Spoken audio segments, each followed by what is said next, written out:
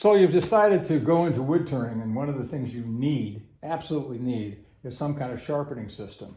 What I have here is a Pro Edge, Robert Sorby Pro Edge, and I also have, this one's a Ryon low-speed bench grinder with CBN wheels. I have a 180 grit, and I have a 350 grit on this side. I use this for shaping my tools, and I use this one for sharpening my tools. I have two locations. I have one in New York and one in Florida. And I am keeping both of these, all right? I have had the Pro Edge probably for 5 years now.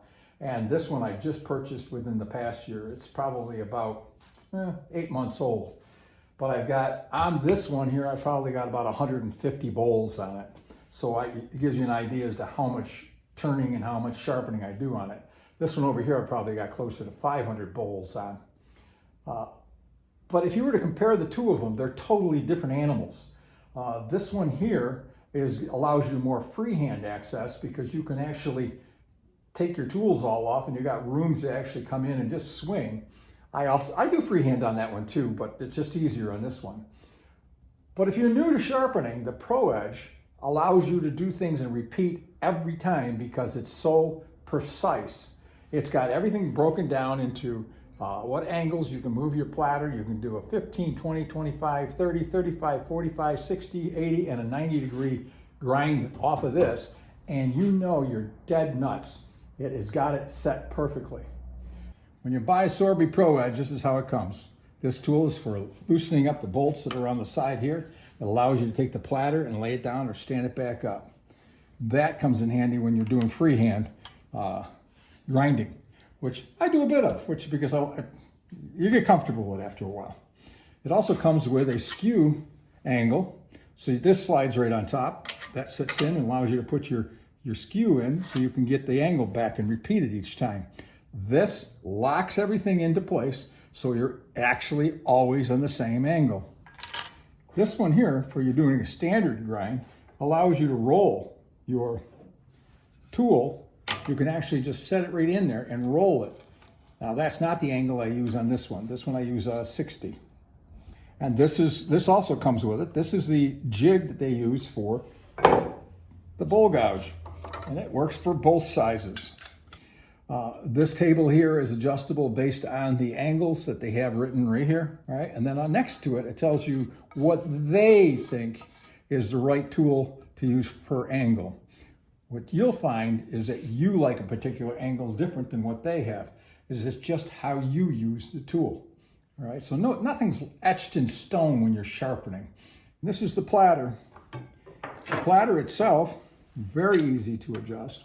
Just a couple of turns, you pull the back one out. I want to put it up to, here's 45-degree angle. There's a 45-degree angle. That's how quick it is.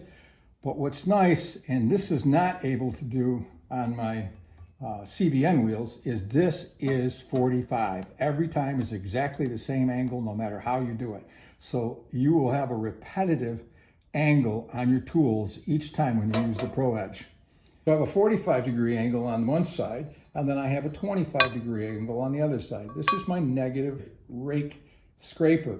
This I use a lot when I am doing live edge and I have the wings because it just will not catch. It's a great tool for doing live edge.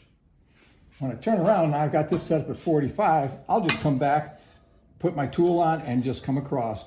And that'll give me my 45 resharpened to put a burr on. So it's set up when I'm doing scraping. I can just do that quickly. All right. Set yourself for a 80-degree, which is what I have my scrapers at. And that's 80 degrees. Now that's at 80 degrees. I can take my scraper and I lay it on top, and just that easily, I'm all set and ready to grind. And when it comes to doing bowl gouges, yeah, there's another tool that comes with it, all right? When I'm using my large bowl gouge, I have it at 55. When I'm using my 3/8 bowl gouge, I had it at a 45-degree angle. So, and that's just me. I just am comfortable working it that way. From the tip to the backside here, you have to know what that distance is. Well, I have a little gauge I made out of a piece of wood on my tabletop over here. I won't take you over to it, but I'll go over real quick and set that. So when you're using the bowl gouge adapter, jig, that slips right on like that, all right? This needs to be removed.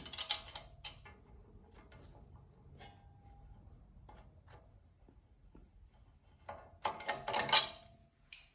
right? And so when you come up, this lays right on the sandpaper, right on the platter, and it's perfect, but it rolls very easily. So you can just bring it right across and roll it right on the sandpaper. And that's how you get your sharp edge. But that's the same every time because it's locked into this system here. This is locked to the distance from here. My gauge I used off of my table over there. And this just, the whole thing just works perfectly. If you want to move to the outside, you just move your bottom over further. You can catch a different piece of the sandpaper and just roll right straight through. I'm just explaining to you what this does, and I have both, and I'm keeping both because I have 2 locations. But I wanted to also compare it to this. And this system here I just purchased this past year. All right, and this is the CBN Wheels with the Ryon slow speed grinder. Low speed is what they call it. This is a half horse. There is a 1 horse that you can purchase also, but you're just wasting your money because once this is up to speed, what you're grinding will never have a problem bogging it down at all. All right, I have currently a 180. Yep, a 180, and then I have a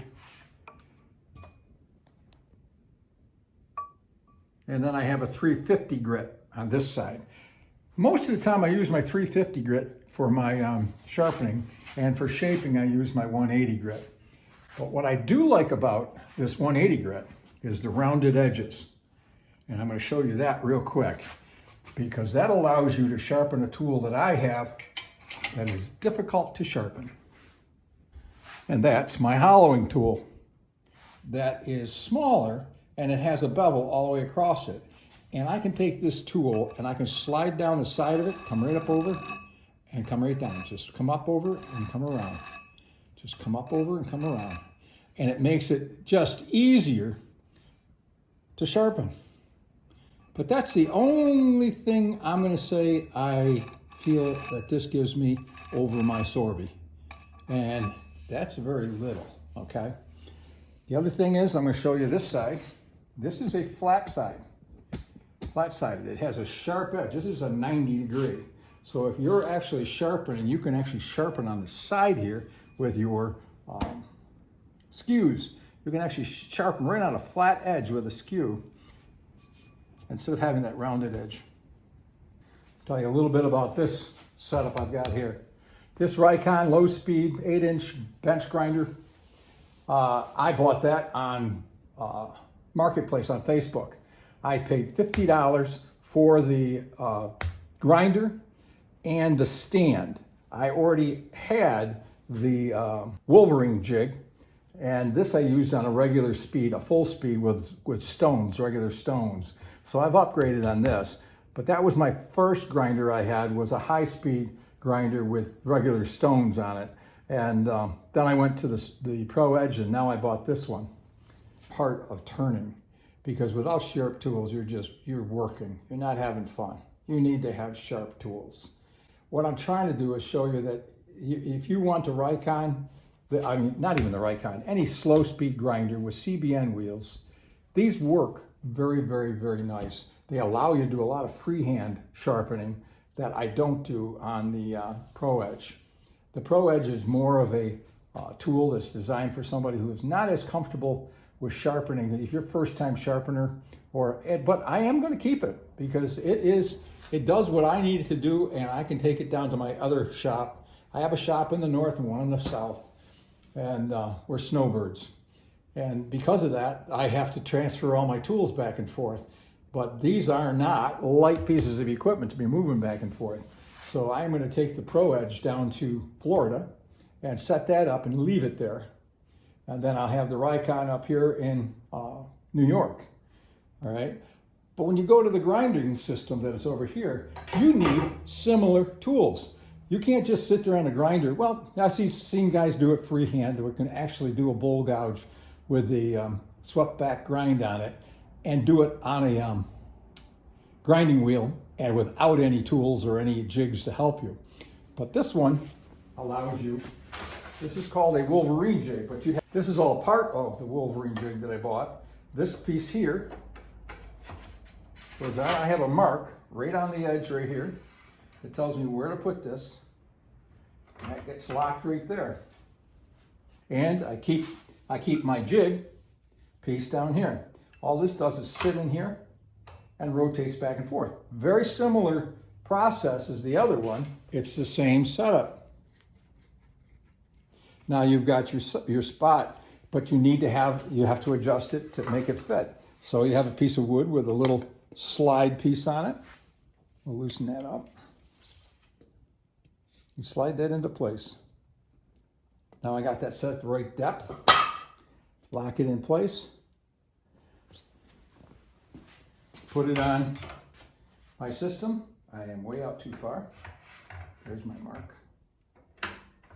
And now it lays right on, and you do the same roll. And that allows you to do your swept back grind. And this one, I have to admit, I can get a better grind off of this CBN than I can off of that for this. But it's satisfactory. It does a great job. This does a finer job, and I think it's more so because this is a 350 grit, and that's only 180 grit sandpaper. I have 220 grit sandpaper, but I don't use it on it. I just use the 180. I think that might be the biggest difference right there. But this is a Wolverine jig. If you have the Wolverine jig, you also need your angle platter, which is similar to what Sorby has. But this one, you have to guess. I don't mean guess, but that one's locked down. You can just set it up and do it. But if I want a 45-degree angle, I put on my little trusty $9 angle guide. Wow, is that tight? And set it at 45 degrees.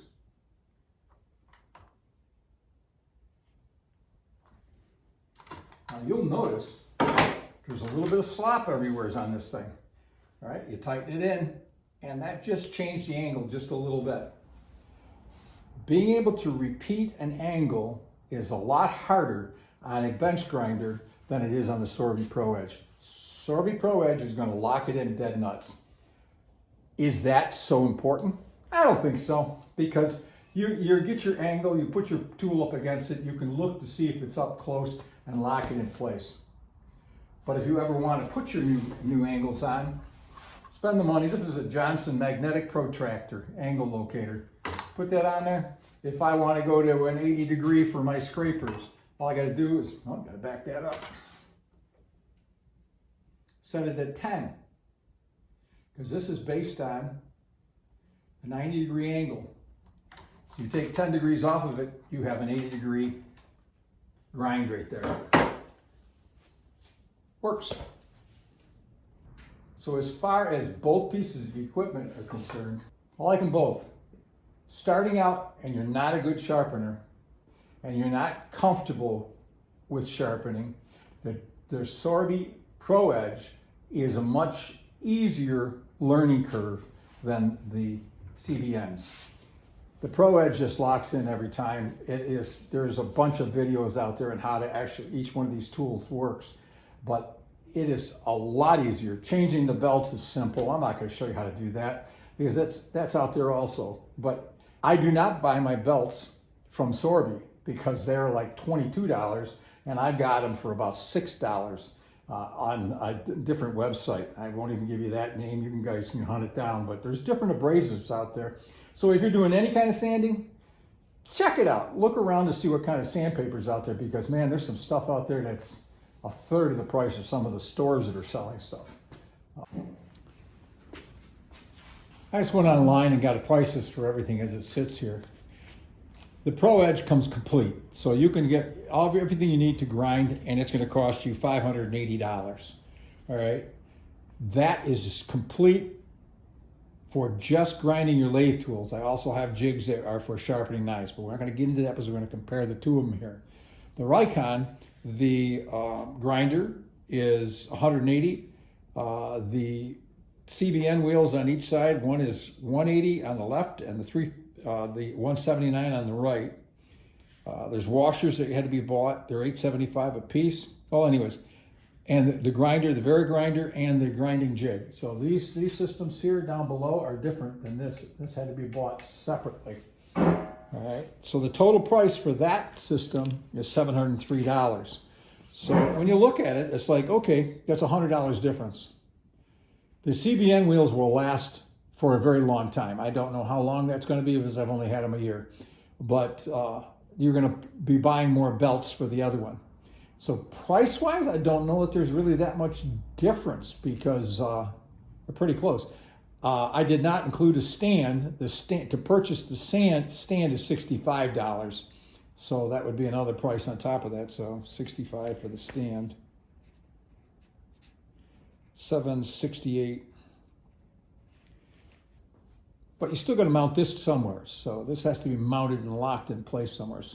Again, I don't know that $100 between the two of them is going to be a big decision as to why you go one way or the other. But just some thoughts.